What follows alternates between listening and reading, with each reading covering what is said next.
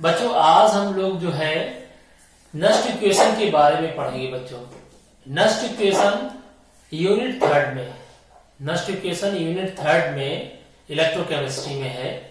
और Nernst equation का सबसे मेन इंपॉर्टेंट रोल क्या है? It is use to determine the potential of cell. किसी भी सेल का पोटेंशियल ज्ञात करने के लिए हम लोग नस्ट इक्वेशन का इस्तेमाल करते हैं। नस्ट इक्वेशन की सहायता से मेन जो एप्लीकेशन है नस्ट इक्वेशन का वो है डिटर्मिनेशन ऑफ या कैलकुलेशन ऑफ ई सेल। ई माने पोटेंशियल, सेल का पोटेंशियल निकालने के लिए हम नस्ट इक्वेशन का इस्तेमाल करते हैं। बच्चों आज हम लोग जो है नस्ट इक्वेशन पढ़ेंगे, उससे पहले आपको आना चाहिए इलेक्ट्रोकेमिकल सेल, या जिसे हम लोग गैल्वेनिक सेल कहते हैं, इलेक्ट्रोकेमिकल सेल। अब इलेक्ट्रोकेमिकल सेल को हमने ऑलरेडी पीछे के पार्ट्स में बता रखा है, फिर भी हम लोग जो है न किसी भी इलेक्ट्रोकेमिकल सेल को समझेंगे। उसी सेल की हेल्प से ही हम आपको सेल का पोटेंशियल निकालेंगे, जिसे हम लोग ई सेल कहते हैं। चलो हम लोग स्टार्ट करते हैं एग्जाम्पल के साथ में। हाँ बच्चों, सबसे पहले हम आपको एक न्यूमेरिकल बताते हैं। न्यूमेरिकल ये है कि कोई सेल है इलेक्ट्रोकेमिकल सेल, और उस इलेक्ट्रोकेमिकल सेल में ये इसको ऐसे रिप्रेजेंट करते हैं। बच्चों ध्यान से देखना, इधर एक बार, इधर देखिए, ये जिंक है और जिंक सल्फेट है। बच्चों ये कॉपर सल्फेट, ये कॉपर है। इलेक्ट्रोकेमिकल सेल को कैसे रिप्रेजेंट करते हैं? इलेक्ट्रोकेमिकल सेल में सबसे पहले दो बातें याद रखना। रिएक्टिव मेटल को एनोड मानते हैं बच्चों, ये रिएक्टिव मेटल है एनोड, और कम रिएक्टिव मेटल कॉपर है, इसे मानेंगे कैथोड। इलेक्ट्रोकेमिकल सेल में एनोड माइनस का होता है, कैथोड प्लस का होता है, उल्टा होता है इलेक्ट्रोलाइटिक सेल से। तो इलेक्ट्रोकेमिकल सेल में क्वेश्चन ये आया था कि ये जो सेल दी गई है इस फॉर्म में लिखा था, यहाँ जिंक सल्फेट का कंसंट्रेशन 0.01 मोलरिटी है, कॉपर सल्फेट का ये कंसंट्रेशन है, और गिवन है जिंक का रिडक्शन पोटेंशियल और कॉपर का स्टैंडर्ड रिडक्शन पोटेंशियल दिए गए हैं। आपसे क्वेश्चन पूछा गया है स्टैंडर्ड पोटेंशियल ऑफ सेल और सेल का पोटेंशियल दोनों पूछे गए। पोटेंशियल ऑफ सेल और स्टैंडर्ड पोटेंशियल ऑफ सेल दोनों कैलकुलेट करने हैं। ये दोनों के दोनों कैसे कैलकुलेट करेंगे? जो आपका ई सेल है इसको कैलकुलेट करेंगे नस्ट इक्वेशन से। आपको दिख रहा होगा नस्ट इक्वेशन। बच्चों अगर आपको 2 नंबर चाहिए बोर्ड एग्जाम में या कहीं कोई भी कंपटीशन एग्जाम हो, आप कुछ मत करो, आप इस इक्वेशन को रट लीजिए, केवल याद कर लीजिए। वैसे इसको हम थर्मोडायनामिकली ड्राइव भी कर सकते हैं, लेकिन अभी यहां पर इसको आप याद कर लीजिए, वैल्यू पुट करिए, 2 नंबर जो है 2 मार्क्स आपको जरूर मिलेंगे। कुछ नहीं करना है, सेल का पोटेंशियल ये है, ये निकालना है। ये चीज तुम निकाल लोगे, स्टैंडर्ड पोटेंशियल ऑफ सेल यह दिया जाएगा, ये बताऊंगा 0.0591 अपॉन एन। एन क्या होता है? कितने इलेक्ट्रॉन दिए गए एनोड पर, कितने लिए गए ऑक्सीडेशन और रिडक्शन में। लॉग प्रोडक्ट का कंसंट्रेशन अपॉन रिएक्टेंट का कंसंट्रेशन। आपने 11th क्लास में पढ़ी होगी इक्विलिब्रियम कांस्टेंट, वही है प्रोडक्ट का कंसंट्रेशन अपॉन रिएक्टेंट का कंसंट्रेशन। बच्चों ये क्वेश्चन में वैल्यू पुट करना है, कंसंट्रेशन दिया जाए प्रोडक्ट रिएक्टेंट का और कितने इलेक्ट्रॉन ट्रांसफर हो रहे हैं ये पता हो, ई नॉट सेल पता हो, सेल का पोटेंशियल निकल आएगा और you will get it 2 marks. अब यहां पर क्या करना बच्चों? क्वेश्चन ये दिया गया है इन द फॉलोइंग सेल, ये सेल है, समझना। सेल में सेल 2 चीजों से मिलकर बनती है, 2 इलेक्ट्रोडों से, एक एनोड से एक कैथोड से। एनोड वाला पोर्शन इतना है और कैथोड का पोर्शन इतना है। अब आप ये कहोगे इसमें एक वर्टिकल लाइन और 2 वर्टिकल लाइन क्या रिप्रेजेंट करती हैं?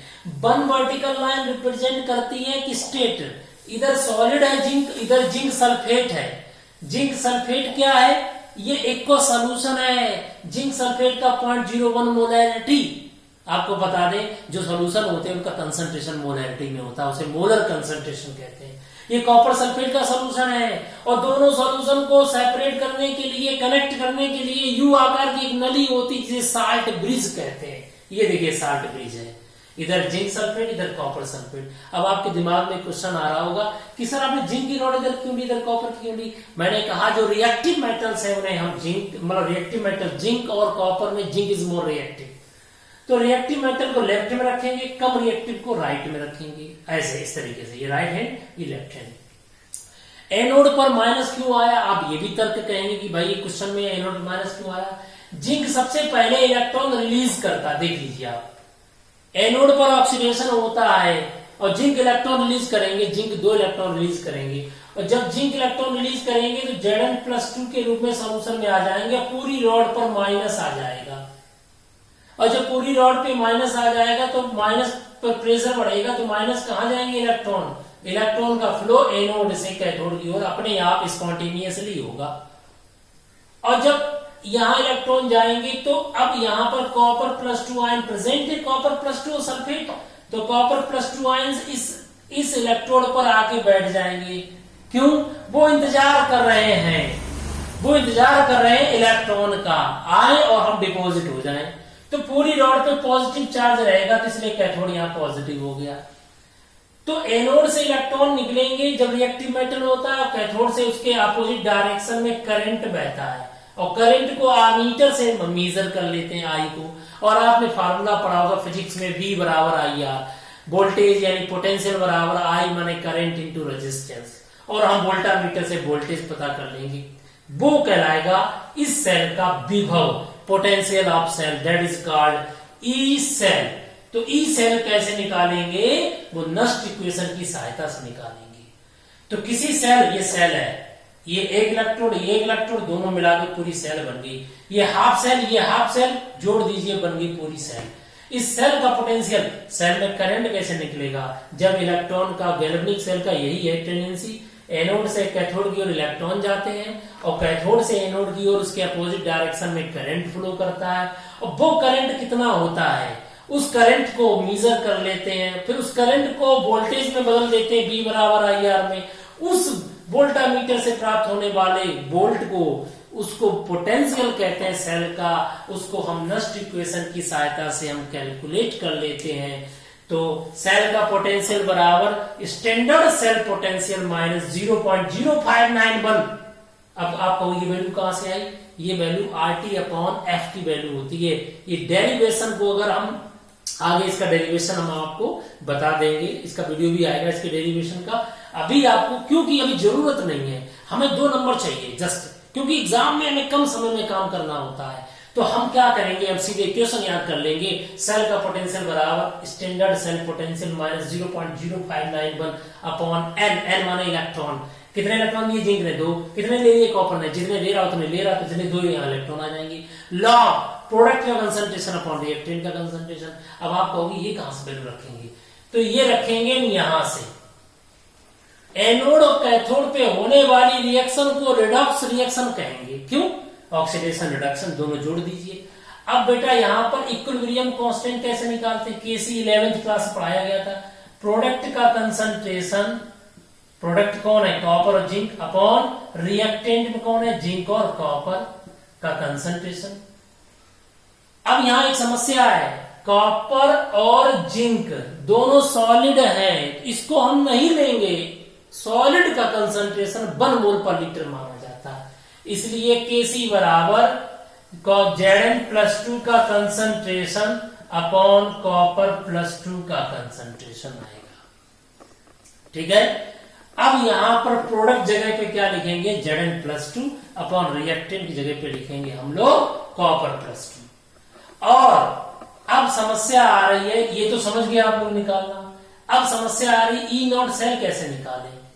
तो E0 सेल के लिए समझिए ध्यान से। तो पहले तो आप इतना बताइए कि E0 सेल कैसे निकालेंगे। तो बच्चों समझो E0 सेल के बारे में।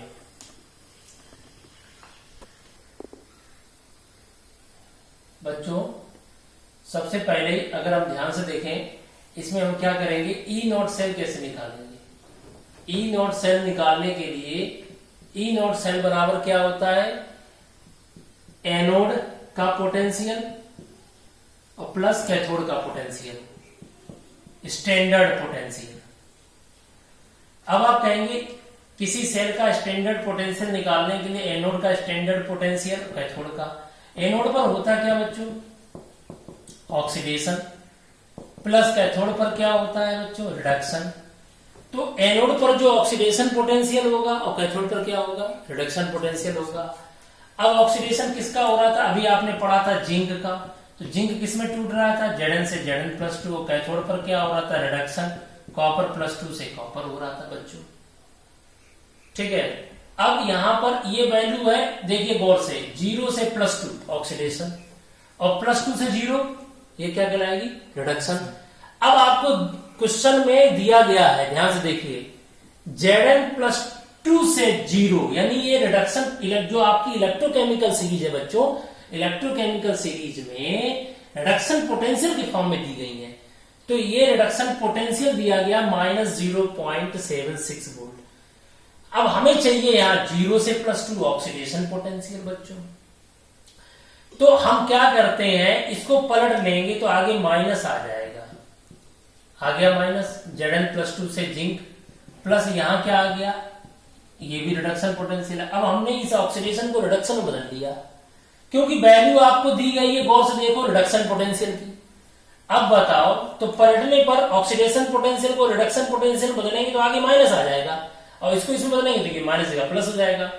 अब इसकी वैल्यू दी गई ऊपर देखो, -0.76 वोल्ट, प्लस कॉपर का रिडक्शन पोटेंशियल दिया गया है आपका 0.34 वोल्ट, माइनस माइनस प्लस हो गया ये हमारा।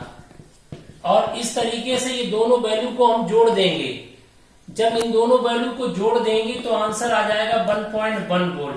ये निकल के आया किसी सेल का स्टैंडर्ड पोटेंशियल। किसी सेल का स्टैंडर्ड पोटेंशियल जो निकल के आया है, वो निकल के आया है 1.1 वोल्ट।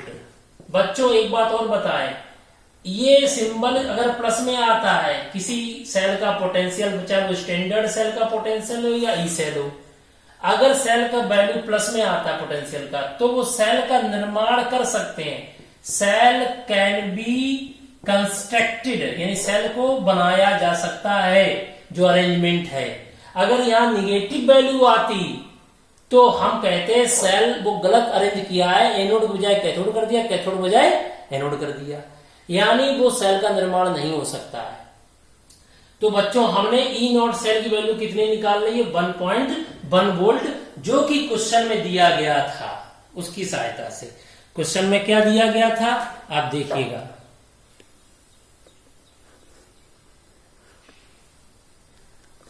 तो बच्चों क्वेश्चन में क्या दिया गया था, क्वेश्चन में दिया गया था गिवन में रिडक्शन पोटेंशियल और ये रिडक्शन पोटेंशियल, इन दोनों की सहायता से हमने किसी सेल का स्टैंडर्ड पोटेंशियल निकाल लिया।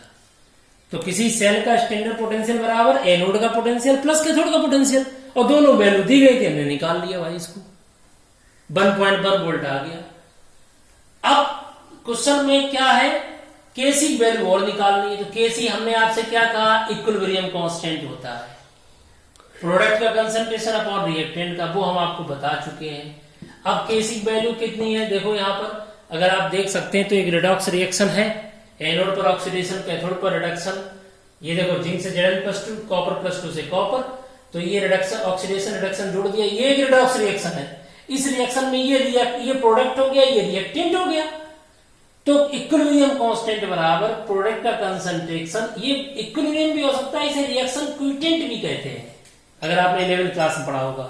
तो अभी आप इतना याद रखो, जो नष्ट इक्वेशन ऊपर लिखी है, उस नष्ट इक्वेशन में ये आप एक बार देख लीजिए नष्ट इक्वेशन में क्या दिया गया है। बच्चों अब इस इक्वेशन में हमें ई सेल निकालना है नष्ट इक्वेशन में। तो ई सेल बराबर ई नॉट की सेल की वैल्यू हमने निकाल ली बेटा अभी थोड़ी देर पहले। कैसे निकाली थी आपको याद होगा, एनोड प्लस कैथोड का पोटेंशियल, आप लोगों को याद होगा, यहां पर नीचे निकाली थी वैल्यू -0.0591 अपॉन एन की वैल्यू। एन की वैल्यू यहां 2 क्यों आएगी, क्योंकि हमने अभी आपसे कहा था एक रिडॉक्स रिएक्शन है, इसमें जो रिएक्शन हो रही है वो ये रिएक्शन हो रही है, अगर आपको याद हो। देखिए इधर जिंक इलेक्ट्रॉन रिलीज कर रहा है तो कॉपर इलेक्ट्रॉन ले रहा है। और अगर ये इक्विलिब्रियम की बात करें, n का मतलब 2 इलेक्ट्रॉन ले रहा, 2 इलेक्ट्रॉन दे रहा। अब यहाँ पर log प्रोडक्ट की वैल्यू कितनी है? देखिए भाई, प्रोडक्ट में 2 लोग हैं, Zn+2 और कॉपर। ये सॉलिड है तो इसका कंसंट्रेशन होगा नहीं, तो Zn+2 का कंसंट्रेशन 0.01 मोलरिटी दिया गया था, हमने क्वेश्चन में बताया था, आप देख सकते हैं। और इधर रिएक्टेंट में ये सॉलिड है, इसका 1 होगा, तो कॉपर+2 का कंसंट्रेशन 0.1 मोलरिटी दिया गया है।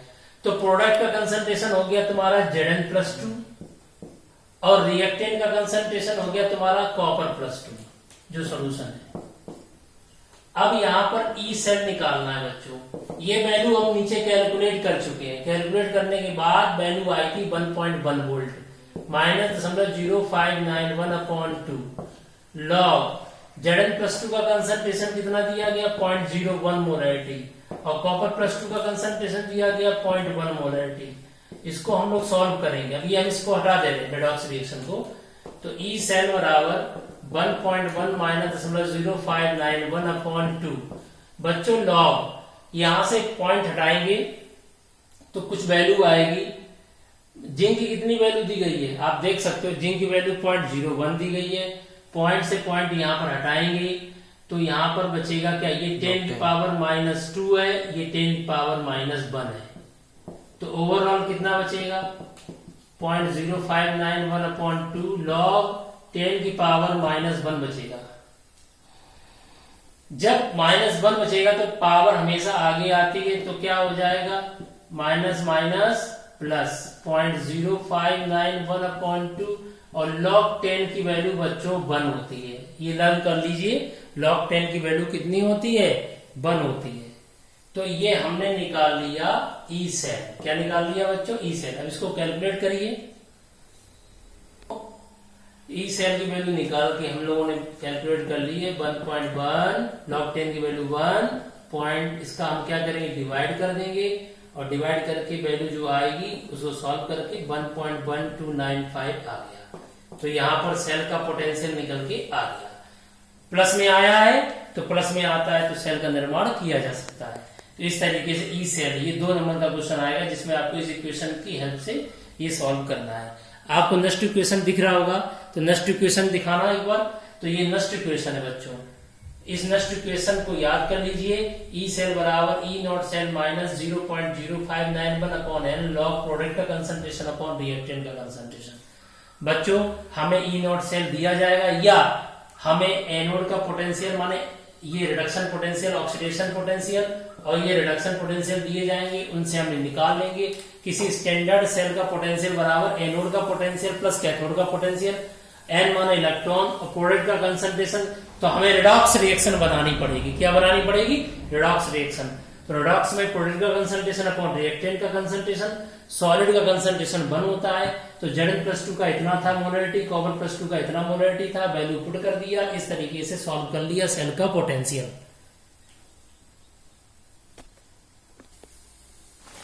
हाँ बच्चों, आज आपने क्या सीखा? नस्ट इक्वेशन की सहायता से किसी सेल का पोटेंशियल निकालना। बच्चों एक बात का विशेष ध्यान रखना कि नस्ट इक्वेशन आप बिल्कुल अपने दिमाग में याद कर लीजिए। ई सेल बराबर E not cell minus 0.0591/n log product का कंसंट्रेशन अपॉन रिएक्टेंट का कंसंट्रेशन। और सेल को कैसे रिप्रेजेंट करते हैं मैंने वो भी बता दिया है। एनोड पहले, कैथोड बाद में, दोनों को साल्ट बीच से रिप्रेजेंट करते हैं बच्चों। अभी क्या करना है, आप एक्सरसाइज में जाएंगे, आप देखिएगा एक्सरसाइज में ये क्वेश्चन दिए गए हैं 5 क्वेश्चंस लगातार दिए गए। सेल रिप्रेजेंटेशन में दिया गया कंसंट्रेशन, आपको ई सेल निकालनी है। ई नॉट सेल भी आप निकालना सीख गए हैं। तो बच्चों आज का हमारा टॉपिक कैसा लगा कमेंट्स करना मत भूलिएगा बच्चों, और यदि आपको कोई प्रॉब्लम है आप मेंशन करिएगा कमेंट सेक्शन में। बच्चों थैंक्स फॉर योर वॉचिंग।